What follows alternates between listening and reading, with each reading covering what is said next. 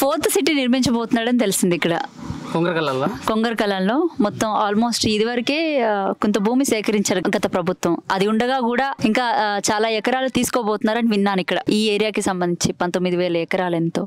మరేంటి మీ భూమి ఉందా లేదా ఇక్కడ?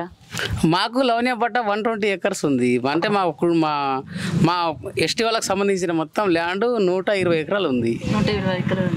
దాంట్లోకి వెళ్ళి రోడ్ తీస్తా అంటుండే ఆయన. రోడ్ తీసి ప్యాప్ సిటీ కలుపుతా అంటుండు. ప్యాప్ సిటీ కలుపుతా అంటుండు. లేక ఇది ఫార్మల్ సిటీ ఉంది కదా, ఫార్మల్ సిటీ కలుపుతా అంటుండు. ఇక్కడ కలెక్టరేట్ నుంచి డైరెక్ట్ మా పొలాల నుంచి డైరెక్ట్ మన ఫార్మల్ సిటీ కలుపుతా అంటుండు కదా. ఇక మాకు భూమి పోతే మాకు ఉపాధి లేదు కదా, ఉపాధి లేదు. దాని మీదే ఆధారపడి ఉన్నాము మా పిల్లలతో సహా అందరం. కాబట్టి దాన్ని ఎట్లా చేద్దామనేది మేము ఆలోచిస్తున్నాం. మా ల్యాండ్ తీసుకుంటే మాకు ఏమి ఇస్తారు? అది ప్రైవేట్లో ఇప్పుడు 10-12 కోట్లు అయిపోయింది ల్యాండ్.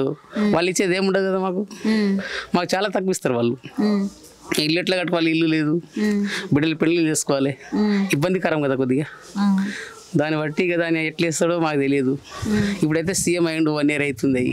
ఎట్లుంది మరి 1 year పాలన అంటే ఎలా అనిపిస్తుంది? ఇప్పుడు ఏమంటుండంటే నేను గెలిచి 1 year అవుతుంది, నేనేం చేయలేదు, ఇంకా చేయగలుగుతా, మీరు తొందరపడితే కాదని అంటుండంటే. చిన్న 6 గ్యారెంటీలు 100 రోజుల్లో అమలు చేస్తామని అప్పట్లో చెప్పిన మాట గుర్తుంది అందరికి తెలుసుంది.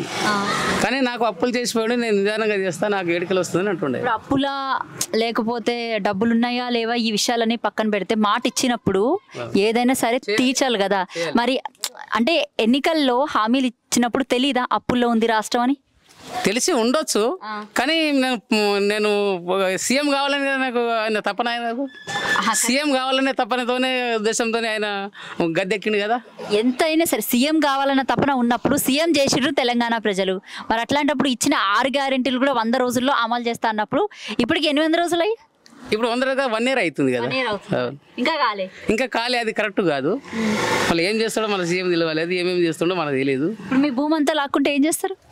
మేము లాక్కుంటే మేము ఉండి ఏం లాభం, ఇక మేము లాక్కుంటే పరిస్థితి ఇక మా ఘోరం అయిపోతుంది కదా. కొడంగల్లో జరిగిన ఇష్యూ తెలుసా అందరికి? మరి కొడంగల్లో జరిగింది అక్కడ ల్యాండ్స్ అంతా ఎక్కడ కంపెనీ పెడతా అంటుంటా కదా, ఫార్మా కంపెనీ. అది అక్కడ వాళ్ళకి బాగా బాధపడుతున్నారు, ఎస్టీ వాళ్ళు ఎస్సీ వాళ్ళు అంతా కలిసి. అదిగిన వాళ్ళు ఎస్సీ ఎస్టీ వాళ్ళ భూములు ఎందుకు లాక్కుంటారు అనేది కానీ అర్థమైతలేదు. అది ఎవరైనా రెడ్డిస్ వాళ్ళది కానీ, ఇది కూడా తాండానే కదా, తాండానే.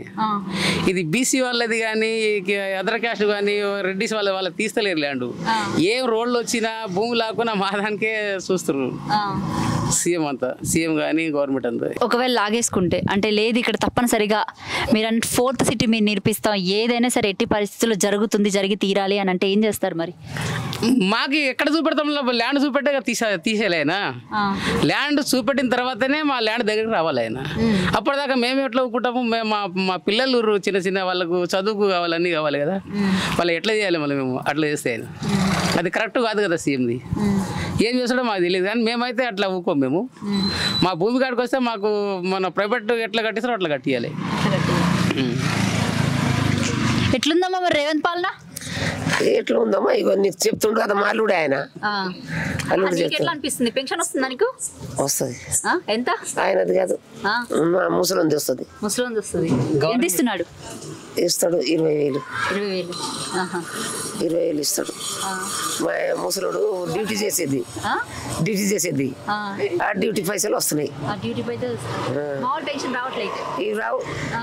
ఇవి రావు నాకు, అనిపిస్తుంది. మంచిగా అనిపిస్తుంది రేవంత్ పాలన. మరి సంవత్సరం అయింది కదా, మాకేం మంచిగా అనిపిస్తుంది? ఏం పెడుతుండు మాకు, ఏమి ఇస్తుండు? మాకేం మంచిగా అనిపిస్తుంది ఆయన వస్తే? ముందుగా ఆయననే మంచిగా ఉండే పాపం, ఈయనంతగా. మరి భూసేకరణ అంటున్నారు, భూమి తీసుకుంటా అంటున్నారు, 4th సిటీ అంటున్నారు, ఏదో డెవలప్మెంట్ చేస్తా అంటున్నారు ఈ ఏరియాని. ఇక ఎట్లా చేస్తారో? చాలా మంది భూములు ఉన్నాయి మావి అక్కడ ల్యాండ్. ఎట్లా చేస్తాడో? ఎన్ని ఎకరాలు ఉంది? ఉన్నది బాగానే. మాకు మా ముసలి దాంట్లో 3 అన్న తమ్ములు కదా, 5 ఎకరాలు ఉంది. వీళ్ళకి 5 ఎకరాలు ఉంది. అట్లీస్ట్ ఏమన్నా ల్యాండ్ అక్యూజన్ చేసినప్పుడు వాళ్ళు చెప్తారు కదా, ఇంత ల్యాండ్కి ఇంత ఇస్తాము, ఇంత నష్టపరిహారం ఇస్తాము, లేకపోతే ఇంత భూమి ఇస్తాము, ఒక ఇల్లు ఇస్తాము, జాబ్ ఇస్తాము అని అంటారు కదా, అట్లా ఏమైనా చెప్పారు? అట్లీస్ట్ మాకు ఏం చెప్పలేము వచ్చి. ఆల్రెడీ మా ఎంతమంది అయితే మేము ఒక 125 ఎకరాల పొలం మాది లవణ్య ల్యాండ్. అయితే మా తాతల ల్యాండ్ నుంచి ముత్తాతల ల్యాండ్ దాని మీద ఆధారపడి ఉన్నాము, దాన్ని దున్నుకొని తింటున్నాము, దాన్ని దున్నుకొని బతుకుతున్నాము.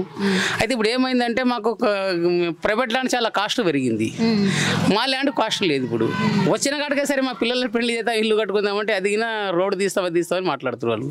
తీస్తే కరెక్ట్ కాదని మేము అంటున్నాం. మాకు ఏమి ఇస్తారు? మాకు ప్రైవేట్ ల్యాండ్ లాగా కట్టిస్తేనే తీయాలి, లేకుంటే వద్దని మేము అంటున్నాం.